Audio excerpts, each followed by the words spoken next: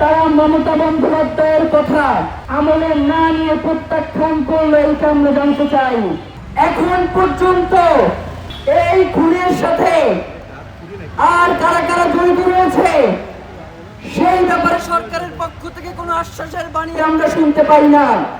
আমরা যখন রাস্তায় নামি, আমরা যখন শহীদ ওসমান হাদির হত্যা নিয়ে কথা বলি, তখন সরকারের মদতপুষ্ট তার তর্বী বাহকেরা এক ধরনের বাণী নিয়ে আমাদের সামনে উপস্থিত হয়।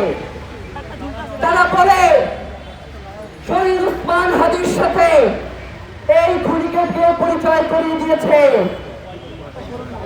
আমি তাদেরকে উদ্দেশ্য করে বলতে চাই, শহীদ ওসমান হাদি কোন টেন্ডারবাজি করত, শহীদ ওসমান হাদি কোন চাঁদাবাজি করত, শহীদ ওসমান হাদিকে চাঁদাবাজির জন্য মানুষ খুন করত।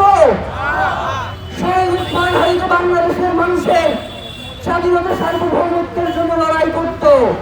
সুতরাং শহীদ ওসমান হাদির সাথে পরিচয় হওয়ার জন্য কোনো লড়াই করা লাগে না।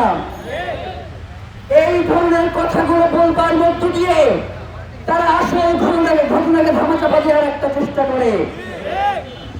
কোন ধরনের তদন্ত ছাড়া তাদের দলের লোকজন, তারা তদন্ত ছাড়া যারা শহীদ ওসমান হাদি হত্যার বিচারের দাবিতে রাজপথে নামে, তাদেরকে শহীদ ওসমান হাদির খুনি হিসেবে সাব্যস্ত করে বিভিন্ন ধরনের বক্তব্য দেয়।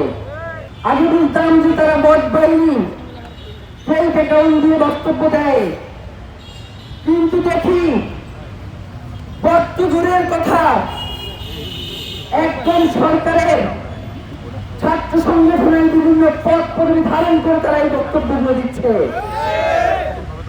আমরা স্পষ্ট করে বলতে চাই, এদেরকে থামান। এদেরকে যদি থামাইতে না পারেন, তাহলে বাংলাদেশের মানুষ মনে করবে যে আপনি আপনার বাহিনী দিয়ে, আপনি আপনার সরকারি সংগঠন দিয়ে এই ধরনের বার্তা দেশের মানুষের কাছে ছড়াচ্ছেন। প্রিয় ভাইয়েরা, আজকে আমরা এই কথা নতুন বলি নাই, জানাজার মাঠে দাঁড়াইয়া বলছি যে শহীদ ওসমান হাদি খুনের পিছনে দেশি বিদেশি চক্রান্ত জড়িত থাকতে পারে, তদন্ত করে দেখেন। কিন্তু তদন্তের নামে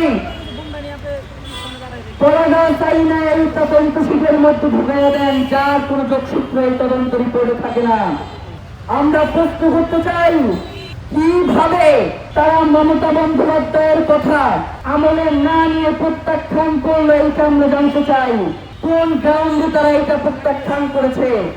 আমাদের কথা একটাই, আগামী 7 দিনের মধ্যে আমরা সরকারের পক্ষ থেকে 2টা সুনির্দিষ্ট কথা শুনতে চাই। নাম্বার 1, জাতিসংঘের অধীনে একটা তদন্ত হওয়ার কথা ছিল।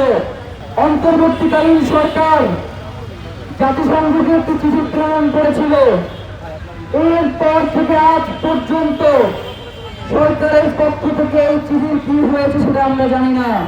জাতিসংঘ তদন্তের ব্যাপারে সম্মত হয়েছেন নাকি তারা এখানে বারণ করে দিয়েছেন, এটা আমরা সরকারের কাছ থেকে শুনতে চাই। যেহেতু মমতা বন্দ্যোপাধ্যায়ের বক্তব্যে এটা সুস্পষ্ট যে এর সাথে ভারত এবং বাংলাদেশের যোগসূত্র রয়েছে, ভারতের প্রত্যক্ষ মদদে বাংলাদেশের এজেন্টরা এই খুনের ঘটনা ঘটিয়েছে।